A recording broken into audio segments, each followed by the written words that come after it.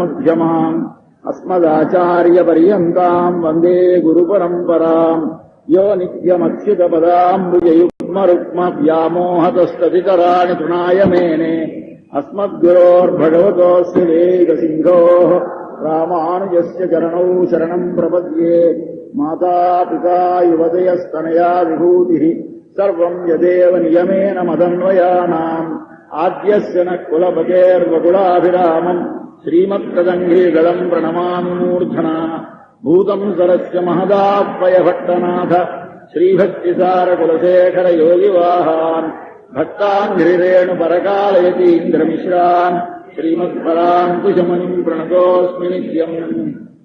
వ్యాసం వసిష్ఠనప్తారం శక్తేః పౌత్రమకల్మషం పరాశరాత్మజం వందే సుఖతాతం తపోనిధిం. వ్యాసాయ విష్ణురూపాయ వ్యాసరూపాయ విష్ణవే నమో వై బ్రహ్మనిధయే వాసిష్ఠాయ నమో నమః.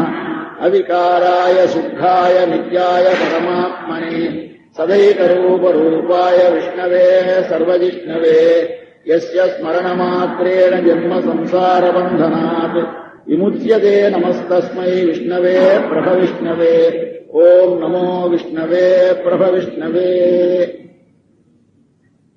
శ్రీ శ్రీ శ్రీ త్రిదండి చిన్న శ్రీమన్నారాయణ రామానుజీయ స్వామి వారు ఈ సంవత్సరం ఉదయం సహస్రనామాన్ని వివరించవలసింది అని ఆజ్ఞాపించారు.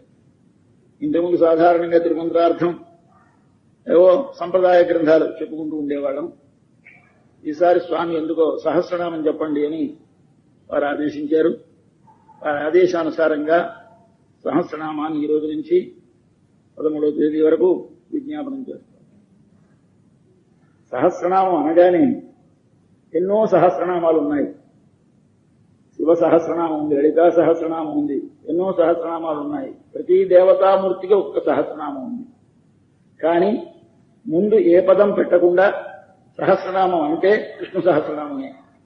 లలితా సహస్రనామం, శివ సహస్రనామం, రామ సహస్రనామం, లక్ష్మీ సహస్రనామం ముందు పెట్టాలి. పెట్టకుండా సహస్రనామం అంటే విష్ణు సహస్రనామం. అది మనము కాదు, పూర్వుల పెద్దలు అలా వాడారు. ఇందుచేత దేవో నామ సహస్రవాన్ అంటారు. 1000 పేర్లు గలవాడు విష్ణువు. విష్ణువుకి 1000 పేర్లు గలవాడు అని పేరు.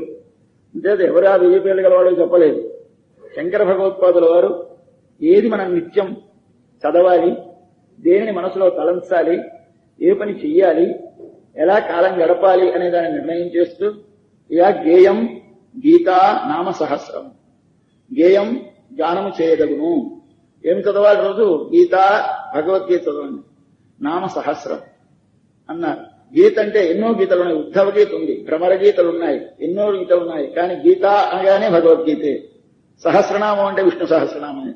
అంచేత వారు శంకరాచార్యుల వారు గీతా నామ సహస్రం అని వదిలేశారు. అంటే గీత అంటే భగవద్గీత, సహస్రనామం అంటే విష్ణు సహస్రనామం. ఇది ఎలాగైతే శ్రీరామాయణం, భాగవతం మొదలైనవి 3 మతాచార్యుల చేత కూడా ఆదరింపబడి వ్యాఖ్యానింపబడ్డాయో, అలాగే సహస్రనామం 3 మతాచార్యుల చేత కూడా వ్యాఖ్యానింపబడ్డది. బ్రహ్మసూత్రాలకి 3 వ్యాఖ్యానం రాశారు. అలాగే ఉపనిషత్తులకు 3 వ్యాఖ్యానం రాశారు. ఈ విధంగానే భగవద్గీతకి 3 వ్యాఖ్యానం రాశారు. మళ్ళీ విష్ణు సహస్రనామానికి 3 వ్యాఖ్యానం రాశారు. అది అంటే అన్ని మతాల వారికి ఇది సమానముగా ఆదరింపదగినది అని అర్థం. అందుచేత సహస్రనామం అంటే విష్ణు సహస్రనామాన్ని మనం నిత్యం పారాయణ చేసుకోవడం అలవాటుని దేశంలో చాలా విరివిగా ప్రచారం చేసిన వారు పెద్దజీయర్ స్వామి గారు. వారి సమయంలో ఎక్కడ పడితే అక్కడ సహస్రనామం పారాయణ నిత్యం చేయందే ఏ కార్యక్రమం ప్రారంభించేవారు కారు. శుక్రవారం స్త్రీలకి శుక్రవారం పూజలు అని పెట్టి లక్ష్మీ అష్టోత్తరం ఈ పూజలు కార్యక్రమాన్ని ఏర్పాటు చేసిన వారు వారే. సహస్రనామ పారాయణ ఇంటింట ఇప్పుడు సహస్రనామం రాని వారు లేరు. అట్లా సహస్రనామాన్ని మనకి విస్తరింపజేశారు. ఈ సంవత్సరం రేపు రాబోయే జనవరి 23వ తారీఖున మన జీయర్ స్వామి గారు ఒకసారి ఆ పెద్ద జీయర్ స్వామి గారి యొక్క సంబంధం ఉన్న మనకందరికీ కృతజ్ఞతా సూచకంగా వారు విజయవాడలో ఏర్పాటు చేసినటువంటి గీతా ప్రవచన కార్యక్రమాల్లో 23వ తేదీని జనవరి 23వ తేదీని 1,00,000 మంది చేత ఏకకాల మంది సహస్రనామ పారాయణ చేయిస్తామని ఒక నిర్ణయం చేశారు. అందరం అక్కడికి వెళ్ళాలి. మనం అవళ 1,00,000 మంది ఆ గ్రౌండ్ లో కూర్చొని సహస్రనామ పారాయణ ఏకకాల మంది చేయాలి. ఇటువంటి ఒక మహత్తరమైనటువంటి శక్తి కలిగిన పెద్దజీయం గారు చిన్నజీయం గారు ఆదరిస్తున్నటువంటిది, మన పూర్వులు ఆదరించినటువంటిది. అటువంటి దానిని గురించి మనం తెలుసుకోవడం చాలా అవసరం. ఏంటంటే చదివినా చాలు, శబ్దానికి ఒక శక్తి ఉంది. అంటే సహస్రనామం ఒక మంత్రం. ఇది కేవలం ఒక స్తోత్రంగా కాకుండా మంత్రంగా మరోవారు ఆదరిస్తారు.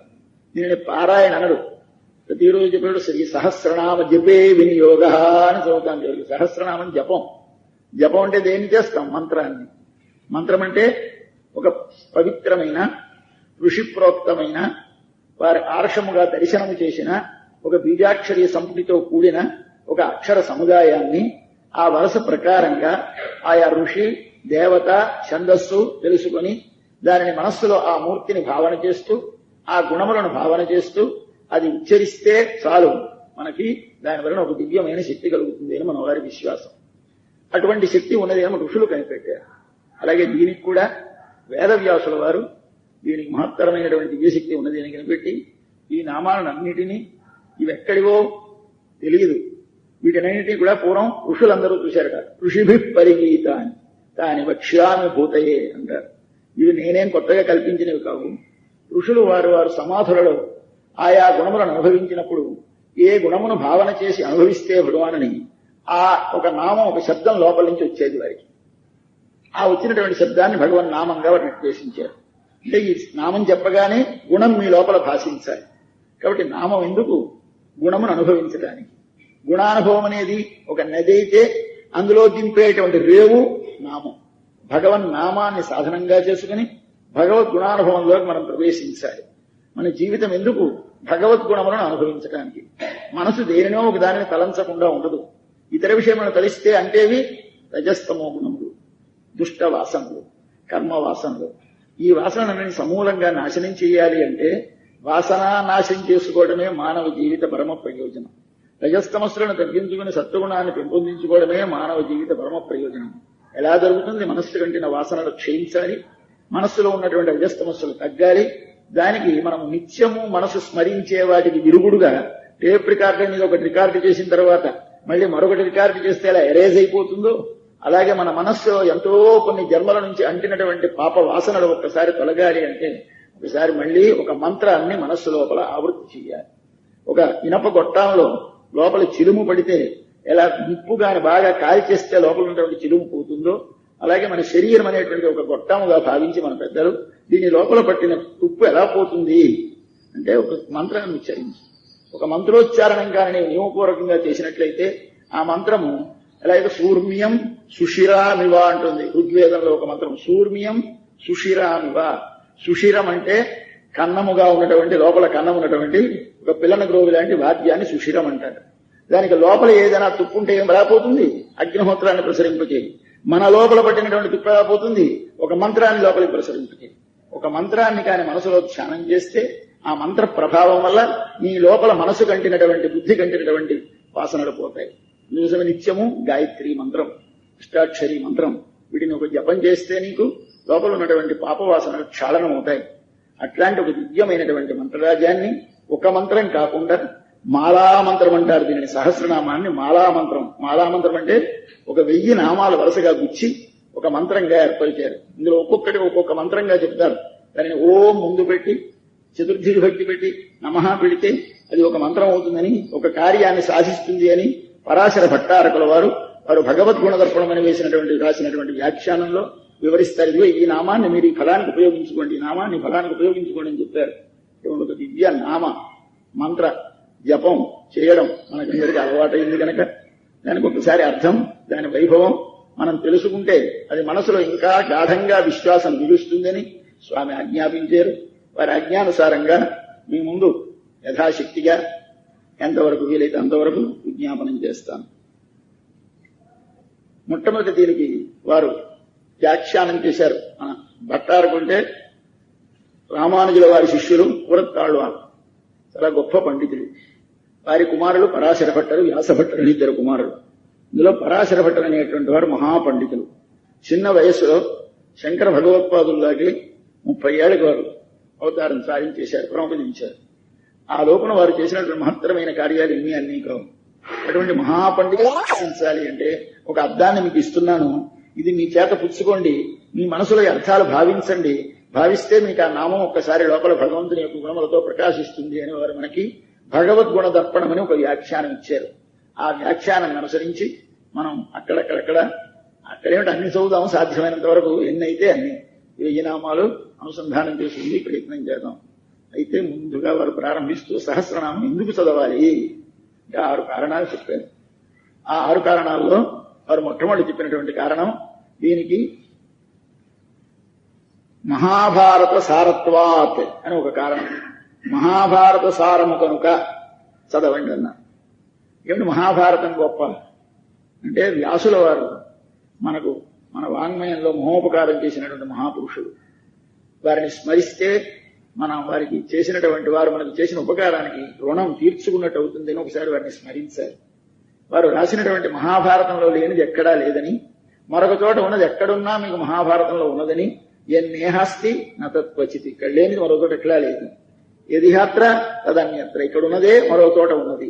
అట్లా లోకంలో ఉన్నటువంటి సమస్త విషయాలను సేకరించి, ముందు వేదములు కలిసిపోయి ఉండేవి. 4 వేదాలు కలిసి ఒకటిగా ఉంటే మనం అల్పమతులమైనటువంటి కలికాలంలో మనము విడదీసుకుని చదువుకోలేమని వాటిని విడదీసి, నాయన ఇదిగో ఇది యజ్ఞాల్లో ఉపయోగించండి, హోమాలు చేయడానికి మంత్రాల కింద, ఇదిగో దీనిని ఎలా హోమం చేయాలో ప్రక్రియగా తెలుసుకోండి, దీనిని బ్రాహ్మణం అంటాం, దీనిని మంత్రం అంటాం, ఇదిగో ఈ ఋగ్వేదం ఉన్నది, దీనిని ఛందస్సుతోటి చాలా జాగ్రత్తగా అనుసంధానం చేసుకోండి దేవతలని స్తోత్రం చేయడానికి, ఆ సమయంలో గానం చేయడానికి దానినే గానంతో సామవేదముగా చదువుకోండి అని మనకి ఋగ్వేదం, యజుర్వేదం, సామవేదం అని వేదములను విభాగం చేశారు. కనుక ఆయన పేరు వ్యాసుల వారు అయినారు.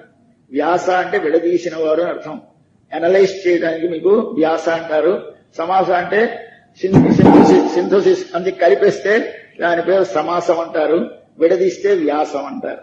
ఆయన ఏం చేశారు, విడదీశారు వేదాలని. కనుక ఆయన పేరు వ్యాసుల వారు అయినారు. కానీ ఆయన పేరు అసలు పేరు బాదరాయణుడు.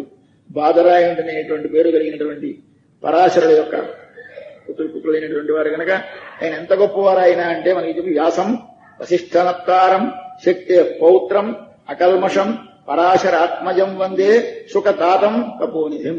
ఆయన 3 తరాలు పైని 1 తరం కింద దాకా ఆయన గొప్పవాడే వాళ్ళ వంశంలో. 3 తరాలు గొప్పవాడు ఉండడమే చాలా గొప్ప. ఈయనకో వీరి ముత్తాత గారు అంటే వీరి తాతగారి తండ్రి గారు ఆయన ఎవరండి అంటే వశిష్ఠుట.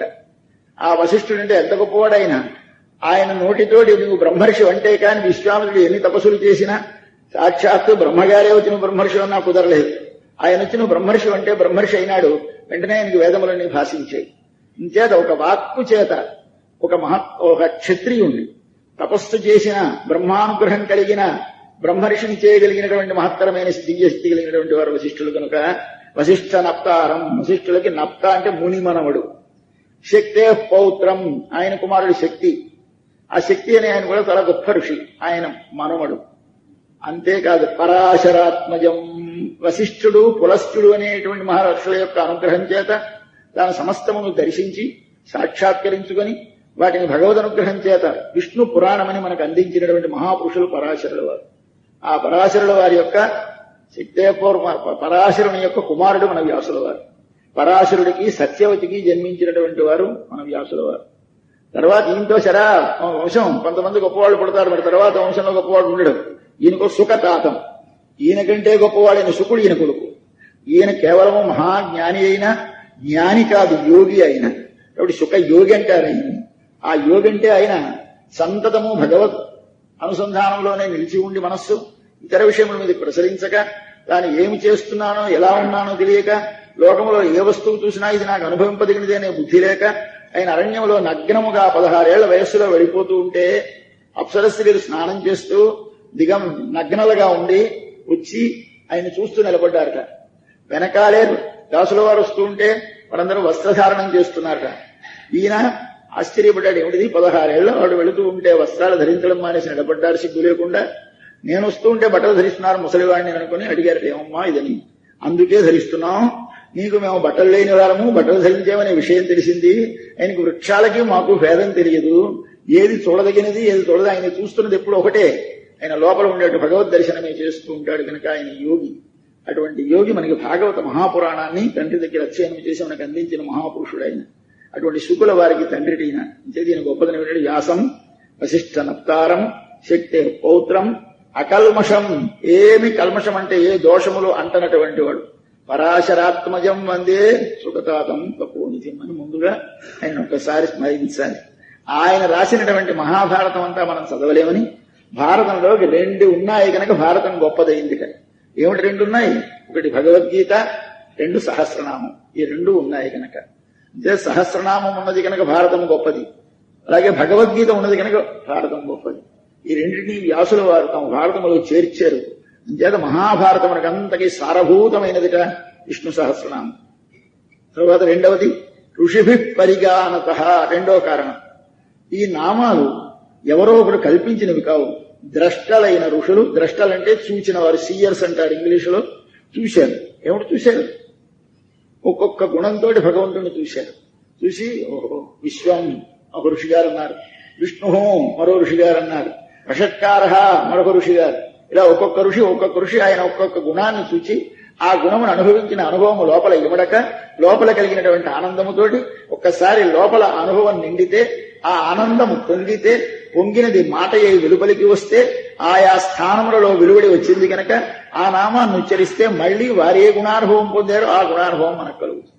కాబట్టి మంత్రానికి ఉన్న శక్తి ఏమిటి అంటే, వారు అనుభవించినటువంటి ఋషులు దర్శించినది కనుక మనం మళ్లీ అనుభవిస్తే దాని యొక్క శక్తి మనకు ఉంటుంది కనుక ఈ ఋషులు గానం చేశారు. మూడవ కారణం వేదాచార్య సమాహారాత్. వేదాచార్యులు అంటే వ్యాసుల వారు. వేదాన్ని మనకు లోకానికి అందించిన వారు వ్యాసుల వారు కనుక ఆయన వీటంటే కూర్చారు. ఇవి ఎలా వచ్చాయి? ఋషులు ఎప్పుడో ఎవరో అనేశారు, ఒక్కొక్కరు అన్నారు. వ్యాసుల వారు, వశిష్ఠుల వారు, ఎవరు అందరూ అంటూ ఉంటే ఆ నామాలన్నీ ఆయన సంగ్రహించుకొని అవన్నీ కూర్చి ఒక స్తోత్రముగా ఒకచోట చేర్చాడు. కాబట్టి చేర్చినటువంటి కంపైల్ చేసిన వారు ఎవరు? మన వ్యాసుల వారు. కాబట్టి వేదాచార్య సమాహారాత్, వేదాచార్య వ్యాసుల వారు వీటంటే ఒక చోట చేర్చారు కనుక మూడవది అయింది. నాలుగవది కారణం ఏమిటి దీని గొప్పతనం?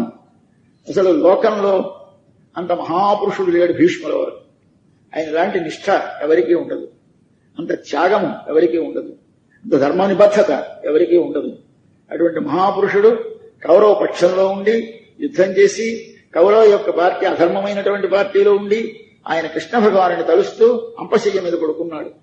కొనుకొని ఒళ్లంతా ముళ్లతోటి గుచ్చుకుంటున్నట్టు నొప్పెడుతూ ఉంటే తనకి ముళ్ల మీద ఉన్నాననే ధ్యానం లేకుండా భగవాను ఎలా ధ్యానం చేస్తూ ఉండిపోతే, ఆహా ఏష బ్రహ్మ ప్రవిష్టోస్మి గ్రీష్మే శీతమివహృతమని, వేసవి కాలంలో చల్లని మడుగులో చొచ్చినట్టుంది నాకిప్పుడు అని ఆయన హాయిగా పడుకున్నాడు. ఈయన తలుస్తున్నాడని తెలుసుకుని ఆయన పరిగెత్తుకొచ్చాడు. అదిగొదిగో నన్ను తలుస్తున్నాడు, మాన్ ఛాయతి, నన్ను ధ్యానం చేస్తున్నాడు. తద్గతం మే మనః, వాటిని ఆయన మీద గడిపోయింది నా మనస్సు. నేను ఇక్కడ ఉండలేను ధర్మరాజా, నేను వెళతానంటే సరే ధర్మరాజు గారిని కూడా వెంట పట్టుకుని వచ్చి ఆయన దగ్గర కూర్చోబెట్టి అన్నీ అడిగాడు. అడిగితే ఆయనకి చెప్పాడు.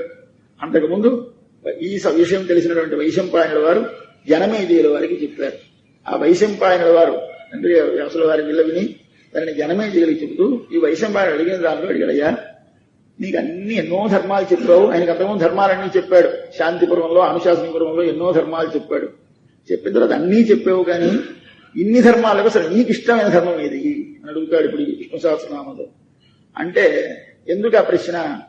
మనం పెద్దలు ఎవరైనా మీరు విశ్వసించి మీకు పరిపూర్ణమైన విశ్వాసం ఎవరైంది ఉండేది, వారు ఏది మనకు శ్రేయస్సాధమని వారు ఆచరిస్తారో దాన్ని మనం ఆలోచించాలి. ఉపదేశించింది కాదు, అయ్యా వారు ఏది ఆచరిస్తున్నారో చూడాలి, చూసి దాన్ని మనం కూడా ఆచరించాలి. అంటే మన పూర్వులందరూ దేనిని ఆచరిస్తే దాన్ని ఆచరించాలి కనుక ఇది ఎవరే అండి? ఏది నీ ధర్మాల్లో ఇష్టమైనది? ఏషమే సర్వధర్మాణం ధర్మ అధిగతమో మత అంటాడు ఆయన భీష్ముల వారు. అన్ని ధర్మాల్లోకి నాకు చాలా ఉత్తమమైన ధర్మం, నాకు చాలా ఇష్టమైనటువంటి ధర్మం ఇది. ఏమిటయ్యా అంటే యద్భక్త్యా పుండరీకాక్షం స్తవై అర్చేత్ నరః సదా. ఎప్పుడూ ఒకసారి ఆ స్తోత్రంతో ఆ భగవాను మనసారా ధ్యానం చేస్తూ ఆయన ఆరాధన చేయడం కంటే నాకేమీ ఇష్టమైన ధర్మం లేదు. వీళ్ళవన్నీ చెప్పాను కానీ నాకు ఇష్టమైన ధర్మం ఇది అని అన్నాడు కనుక ఇది భీష్మాచార్యుల వారి యొక్క ఇష్టమైనటువంటి ధర్మం కనుక మనం ఆ భీష్మాచార్యుల వారు పాటించిన ధర్మాన్ని మనం ఆచరించాలి కనుక ఆయన దీన్ని సహస్రనామాన్ని చదవాలి. తర్వాత పరిగ్రహాతిశయత, పెద్దలందరూ దీనిని ఎంతో ఆదరించారు. ఎవరైనా ఆదరించినటువంటి వారు ఎవరూ లేరు. మన పూర్వాచార్యులందరూ ఆదరించారు, ఋషులు ఆదరించారు, అందరూ ఆదరించారు. దీని పరిగ్రహం అంటే స్వీకరించటం, ఆదరించటం. ఎవరు ఆదరించారు? అంటే కేవలం ఋషులు ఆదరించడం గొప్ప కాదు, వైద్య శాస్త్రంలోనూ జ్యోతిష్ శాస్త్రంలోనూ వారికి సాధారణంగా గ్రహాల బలమే అనుకుంటారు, మందు బలమే అనుకుంటారు. అలాంటిది చరక సంహితలో చరకుల వారు తమ వైద్యానికి చెబుతూ కుష్ఠరోగానికి చికిత్సకి, అపస్మారము జ్వరము మొదలైనటువంటి వస్తే చికిత్సకి సహస్రనామ పారాయణ ఆయన ప్రత్యేకంగా ఒక ట్రీట్మెంట్ విధించాడు. ఆయన కాబట్టి సహస్రనామ పారాయణ చేయాలన్నారు. కావ్యములు రచిస్తూ బట్టబాండు అనేటువంటి ఆయన ఒక సంస్కృత మహాకవి, ఆయన కాదంబరి అని ఒక ప్రోజ్ రాశాడు, ఒక గ్రంథం, వచన గ్రంథం. ప్రస్తుత గద్య గ్రంథంలో పురిటింటి దగ్గర ఒక పిల్లవాడు పుట్టినప్పుడు ఆ పురిటింటి దగ్గర సహస్రనామ పారాయణ చేయించాలి.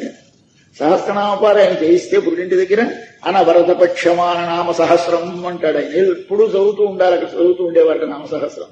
అయితే ఆ పిల్లడికి సర్వ శ్రేయస్సులు కలుగుతాయని చెప్తారు. అంతేదా మనకి అందరూ ఋషులు ఆదరించినది, పూర్వాచార్యులు ఆదరించినది, కవులు ఆదరించినది, వైద్యులు ఆదరించినది, కొన్ని గ్రహములకు దోషములుంటే సహస్రనామ పారాయణ చేయమని జ్యోతిష్కులు చెప్పినది. అటువంటిది కనుక ఇది అందరి చేత ఆదరింపబడేది కదా, పరిగ్రహాక్షయమున్నది. అంతే దీనినే మనం ఆదరించాలి. కాక ముఖ్యమైనది గీత అన్నిటికంటే పరమ ప్రమాణం మనకి. అటువంటి పరమ ప్రమాణమైనటువంటి గీతతోటి ఇది ఏకార్థం. గీతలో ఏది చెప్పున్నదో అది మీకు సహస్రనామాల్లో వస్తుంది. గీతాద్యైకార్థ్యతశ్చ సహా అని 6 కారణాలు చెప్పారు.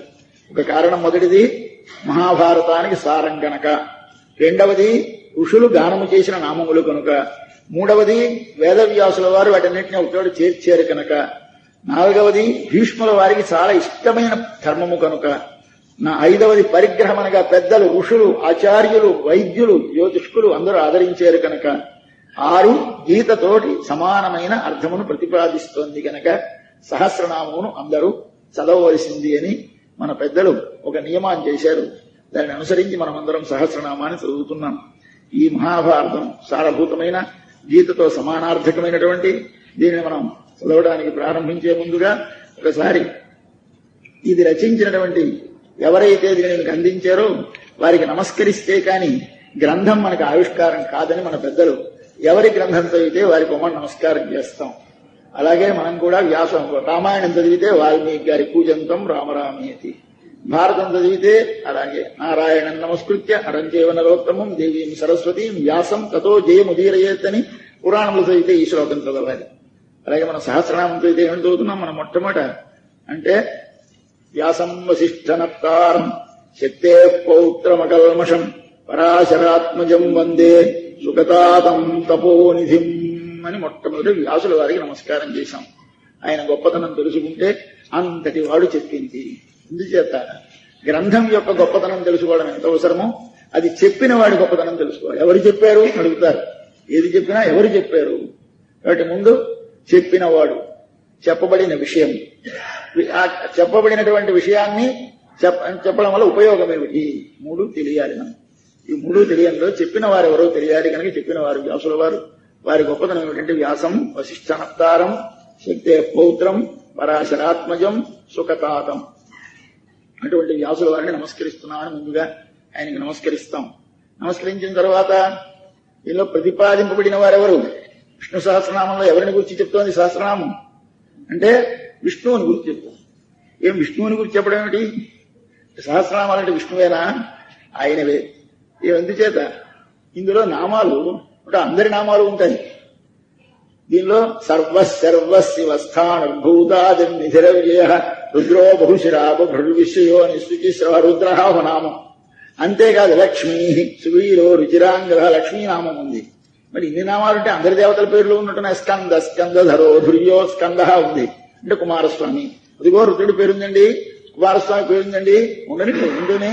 అంతేకాదు సన్ననివాడు లావువాడు పేరున్నాయి. పురుష స్థూల, పురుష అంటే సన్ననివాడు, స్థూల అంటే లావుపాటివాడు ఉన్నది. అలాగే కోపం వచ్చినవాడు, కోపం కలిగినవాడు, భయం వేసినవాడు, వీళ్ళందరికీ ఆయన పేర్లేంట. భయకృతు, భయనాశన, ఎవడైనా మనకి భయం కలిగిస్తే వాడు విష్ణువే. భయనాశన, భయం పోగొట్టినవాడు విష్ణువే అని ఇలాగేమిటి చిత్రంగా ఉంటాయి. కాక మనకు అవతారములు ఉన్నాయే, అవతారాలలో ప్రధానమైనటువంటి ఉపకారం చేసినటువంటి అవతారములన్నిటి యొక్క చేష్టితములు దీనిలో నిరూపించబడ్డాయి. భగవంతుని యొక్క స్వరూపం, రూపం, గుణములు, విభూతి, చేష్టితములు ఇవి 5 ప్రతిపాదిస్తారు. భగవంతుని యొక్క స్వరూపం అంటే జ్ఞానము ఆనందము భగవంతునికి స్వరూపం అంటారు. దాన్ని స్వరూపం అంటే ఏది చెబితే వారికి తప్ప రెండవ వారికి వెళ్ళదో దానితో చెబితే దాని స్వరూపం అంటారు. మరి స్వరూపం ఏమిటి? భగవానునికి జ్ఞానానంద స్వరూపుడు. జ్ఞానం అంటే మరొకరి చేత తెలియబడనక్కరలేకుండా తనంత తాను తెలిసేదానిని జ్ఞానం అంటారు. మనకి తెలివి కలిగింది, తెలిసిందండి. ఏమిటి తెలిసిందని ప్రమాణం? వాడికి తెలిసింది, వాడు లోపల. ఎవడికి తెలిసింది? వాడికి మరొకటి చెప్పక్కర్లేదు, వాడికే తెలుస్తుంది. మీరెవరండి? నేనండి. నేను ఎలా తెలిసింది? ఎలా తెలిసిందో మనకు తెలియదు. నేనంటాం, ఎలా తెలిసింది? ఎవడో అడగరు. ఆహా నువ్వా అంటారు వదలవాడు. ఇక తనంత తాను తెలుస్తుంది లోపలుండే ఆత్మ, తనంత తాను తెలుస్తుంది పరమాత్మ. కాబట్టి పరమాత్మకి లక్షణం ఏమిటి? జ్ఞానము. జ్ఞానం అనగా దీపము వంటిది అని మనవారు అందుకోసం దీపాన్ని చెప్తారు. దీపం జ్ఞానం లాంటివి కావు. దీపం అన్నది అచేతనం. జ్ఞానమైన భగవానుడు చైతన్యము కలిగినటువంటి మహాపురుషుడు. కానీ దీపం ఏం చేస్తుంది? తానక్కడ దీపం ఉంటే దీపం ఉన్నదని చూడటానికి మరొక దీపం ఎలా అక్కర్లేదో, ఆ దీపం ఉన్న మాత్రం చేత ఉన్నవన్నీ ఎలా ప్రకాశిస్తాయో, అలాగే మనకు జ్ఞానం ఉన్నది అని చెప్పడానికి వేరొకరు అక్కర్లేదు. జ్ఞానం ఉంటే మరొక వస్తువు తెలుస్తుంది. కాబట్టి జ్ఞానము దీపము సమానమని చెప్పారు.